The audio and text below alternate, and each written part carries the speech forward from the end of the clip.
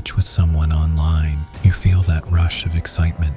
You pick out the perfect outfit, check yourself in the mirror, and head out, hoping this stranger might be the one.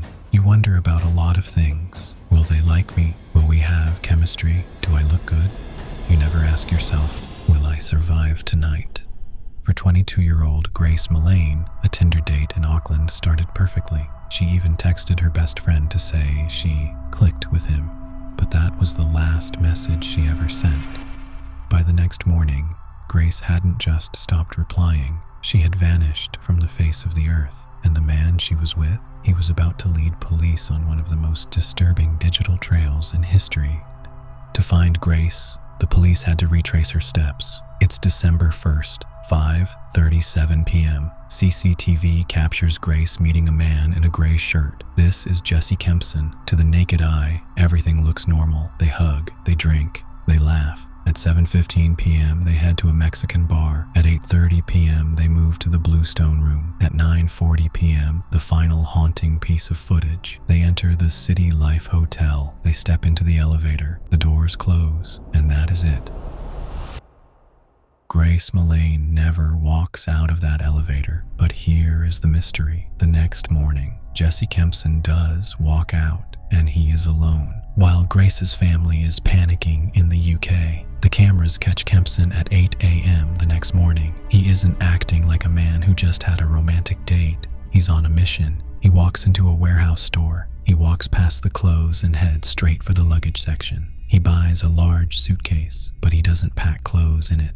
Instead, he goes to another aisle and buys high-strength cleaning products. Then, he rents a carpet cleaner. At 10:42 a.m., he leaves the hotel again. He takes a taxi to Apex Car Rentals. He rents a red Toyota Corolla hatchback. He knows he can't move what is inside his room on public transport. He needs a trunk. He returns to the hotel with the car, and this is where the cameras capture the most disturbing footage of the entire investigation. Watch this closely. He enters the elevator with a trolley. Stacked on top are 2 bags, but underneath them is the suitcase he bought that morning. It looks incredibly heavy. He struggles to maneuver the trolley. He isn't just moving luggage, he is moving Grace. He loads the suitcase into the back of the rental car. At this point, the police are watching this footage asking, where is he taking her? Is she still alive inside that bag? Police track Kempson down to the hotel lobby and corner him. He doesn't run. He acts confused. In the interrogation room, he is calm. He is polite. He spins a story that sounds completely plausible. So I was talking to Grace on Tinder. Yeah. We'd matched on Friday. I saw that we'd matched the next day on Saturday. And then we met at Sky City, and then we decided that we were going up to Andy's Burger Bar, which is on the first floor. Whose idea was it to go to that particular burger place? Me. Because I didn't initially know that she was real. What do you mean? Well, there's a lot of... So have you heard of catfish? No. So catfishing is where someone uses your profile or uses your photos and pretends to be you and then meets and you're a completely different person. How does meeting in a public place sort of protect you from meeting someone who's not as good looking as... Well, there's security there. So if she wasn't who she said she was... Yeah. At least in my mind I'd feel safe. He tells the police they went for drinks. They had a great time, but they parted ways at the end of the night. He claims he walked one way and she walked the other.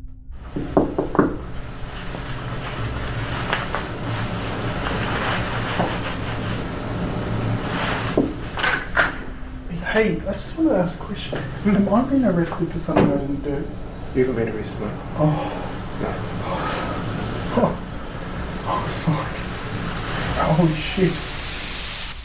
Listen to how easily the lies roll off his tongue. He thinks he's winning, but the detectives have something he doesn't know about. They have the CCTV of the suitcase. They know he didn't walk down Queen Street. The detective decides to turn up the heat.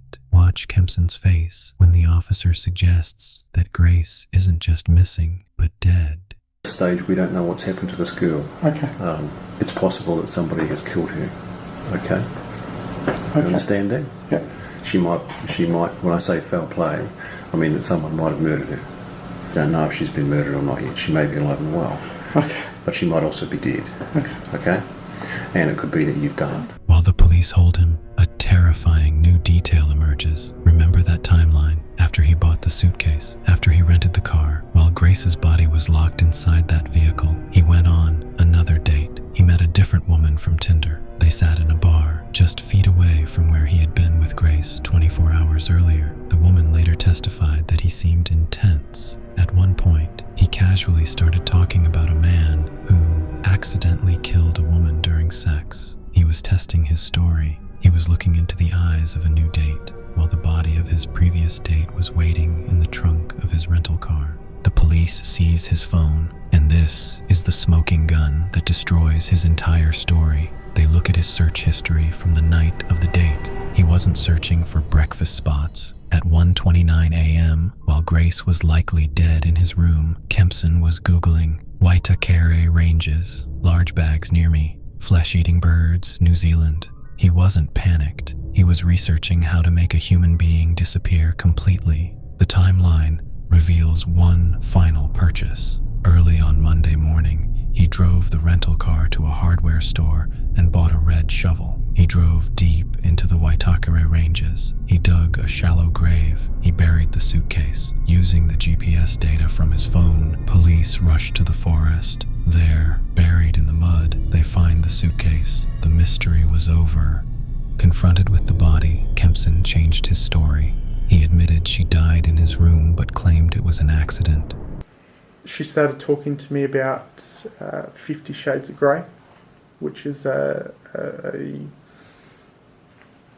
sex fantasy movie that's out. We started having sex. At first it was just normal. It was very placid. And then she asked me if we could get into bondage, having, I guess, more violent sex. We ended up on the floor, and we kept going on the floor, and then she told me to hold her throat, and then at that point we'd finished, so I went into the shower, and then all I remember is falling asleep in the shower. I need to stop. I need to go. Would you like some fresh air? Yeah, please. Rough sex gone wrong, but science does not lie. Forensic pathologists testified that to kill someone this way, you don't just squeeze for a few seconds. It takes minutes of sustained, heavy pressure after the person has lost consciousness. Grace would have passed out, and then, for several minutes, Kempson continued to strangle her. That is not sex. That is not an accident. That is murder. Jesse Kempson was found guilty of murder and sentenced to life in prison. It was later revealed that he had attacked other women before Grace, but his name had been suppressed by the courts, leaving the public in the dark. Grace Millane was a bright young woman on an adventure. She trusted a man who knew exactly how to hide behind a mask of normalcy. The CCTV showed us the timeline. The suitcase showed us the cruelty, but the silence on her birthday showed us the tragedy. Be safe out there. Thanks for watching.